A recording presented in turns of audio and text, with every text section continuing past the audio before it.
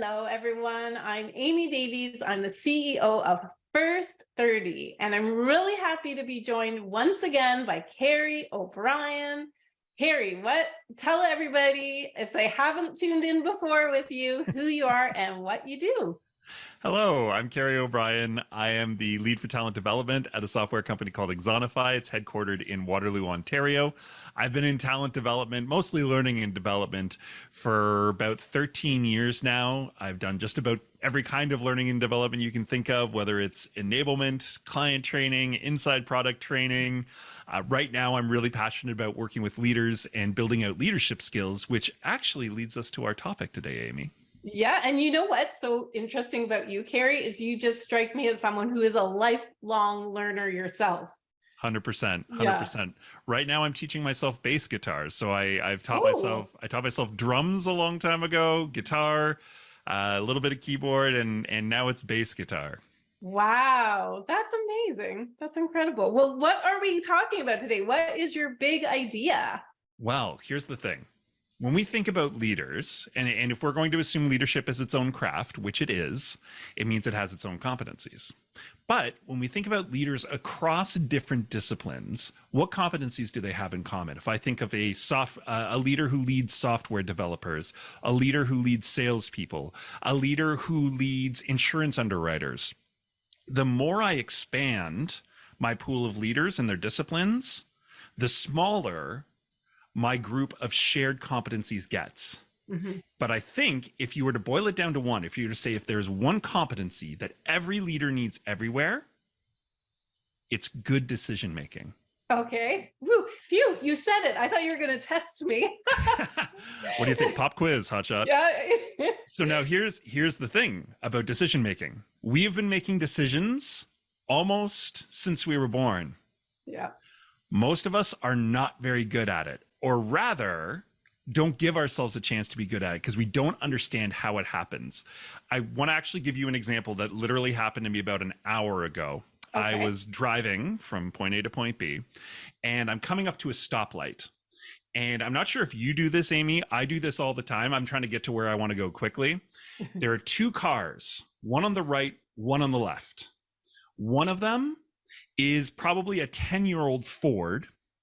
The other, in the left-hand lane, is a newer model Audi. Okay. Now, if my goal is to get behind the person who's going to get off the line fastest, which car should I get behind? You should definitely get behind the Audi Why is that? because the pickup's better. Because the pickup's better. Yeah. Okay, so let's talk about how you made that decision, Amy. Sort of put you on the spot here. That's okay. So you looked at the two cars, the available sets of information, and you said, well, the pickup is better in the Audi, so I have a better chance of going faster if I get behind the Audi, right? Yes. If you're like me, you also probably thought the person who drives an Audi probably chose to drive an Audi because it's faster. So that person's going to drive faster. Got to remember, the defining piece of how fast a car goes is who's driving it. And in that situation, I don't have any context on who's driving that car. Turns out my Audi driver, and I passed them a little while later, was a 65-year-old man who was more than happy to do 5 under. Right. Okay. So full disclosure, I am an Audi driver and I drive like that 65-year-old man. So case in point. Yeah. But the thing is, what our brains do, we often think that our rational brain is in charge of all the decisions we make. And I thought that was a really well-reasoned decision. Yeah. In actuality, our reactive brain does most of our decision making. It tries to look in our memory for stored information, little pattern recognition. This situation is much like that situation, but we actually have no idea. We often have no idea whether this situation is like that situation.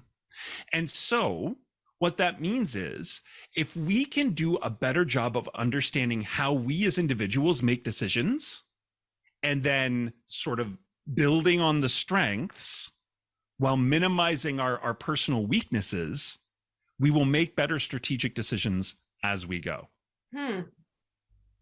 That is really interesting. You just blew my mind. Okay, well, and I can't take credit. So most of my thought around this subject has been shaped by a really famous book called Thinking Fast and Slow Yeah. by Daniel Kahneman. Are you familiar with Kahneman? I am familiar, and I have to admit, I've been familiar with it for years, and I think I even have a copy, and I've never read it.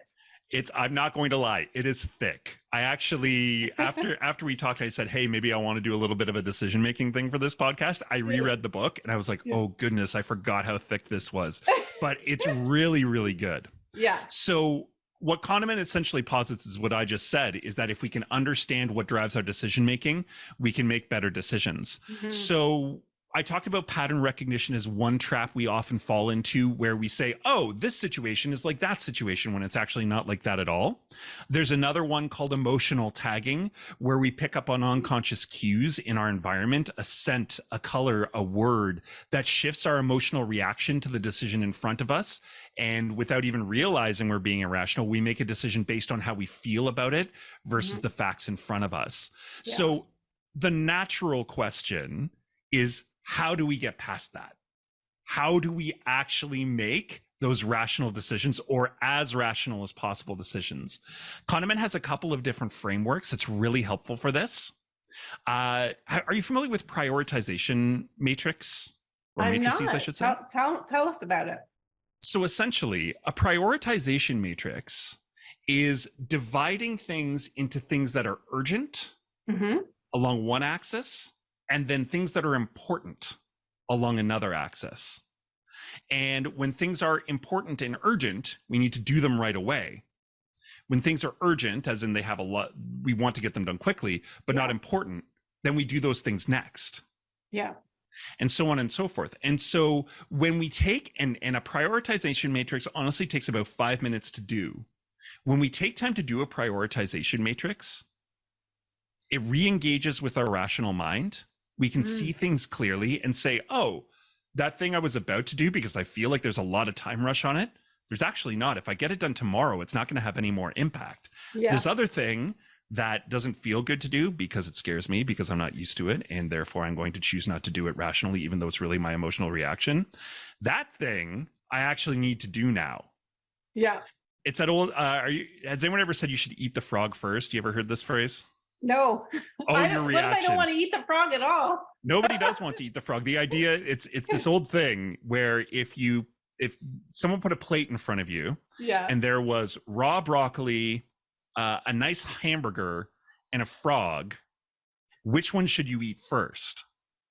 You want to eat the frog first, even though it's totally counterintuitive, because if you eat the frog, you'll be able to eat the rest of the food. But if you eat the rest of the food and leave the frog last, you're less likely to be able to finish the frog. Right. And this is really what we're talking about with the prioritization matrix. When you do a prioritization matrix, you're more likely to realize, hey, I need to eat the frog first, or it's not going to get done.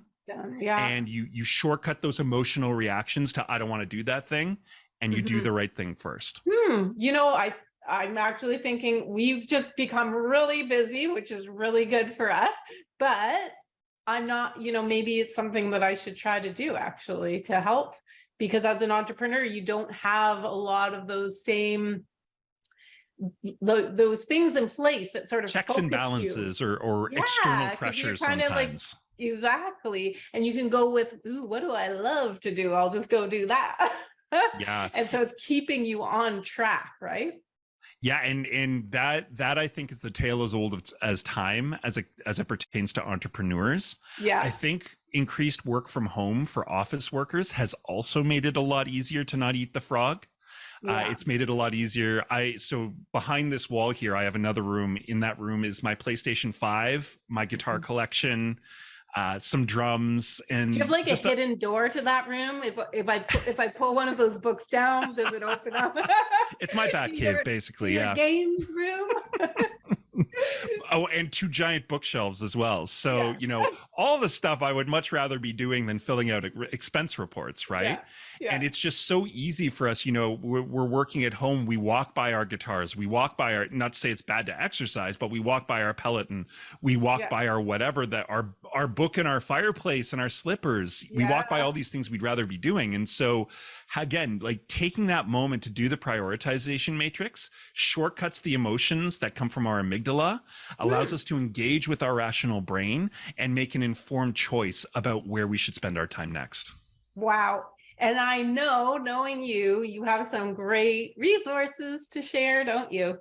Oh, definitely. I do. Yeah. So the book I mentioned, Thinking Fast and Slow by Dan Yep. Kahneman, again, if academic reading is not your thing, you are not getting through that book. I will be straight up. There are a ton of great summaries and great YouTube videos that you can watch to kind of get the gist of it. And there are a lot of spin-offs of Kahneman's work that you can find online. So stick with reputable sources, obviously, but if you can get through that book, I highly recommend. Someone who needs a podcast to me.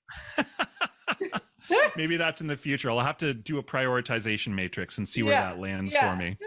And then the other one is a book called Think Again. Now, there's a very famous Think Again. I'm trying to remember who wrote it. I want to say Lencioni, but I think I'm wrong. But the one I'm talking about is by 3 authors, Finkelstein, Whitehead, and Campbell. And it's a really quick read. So if you're like, man, I want to read Thinking Fast and Slow, but it sounds really, really thick, this Think Again is a much better read for you.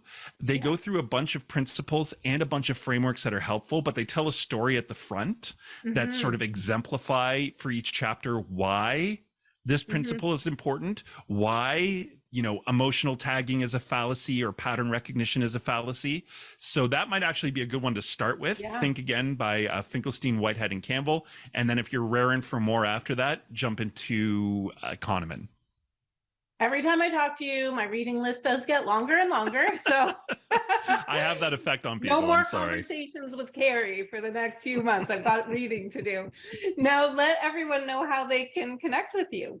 Sure thing. I'm pretty basic, so I'm not sure when this pod is going up, so who knows? Things might have changed by then. But for now, LinkedIn is the best way to connect with me. If you just search for Kerry O'Brien, KerryObrien, you will find me very quickly. I'm pretty sure I'm the only Kerry O'Brien with a beard on LinkedIn. So find me that way, and feel free to message me about this stuff. I love talking about it, so please do message me. Yeah. Well, that's how I got in touch with you. Of course, we met when you were speaking at the This Is Trust HR conference. But then I reached out to you via LinkedIn, and I'm like, you are coming on Ideas for HR. I was so happy to do it. I was very excited. Yeah. Well, I'm so glad to have you again. Thank you for joining and for all your great ideas, Carrie. My pleasure, Amy. Thanks for having me. Take care. Bye. Bye.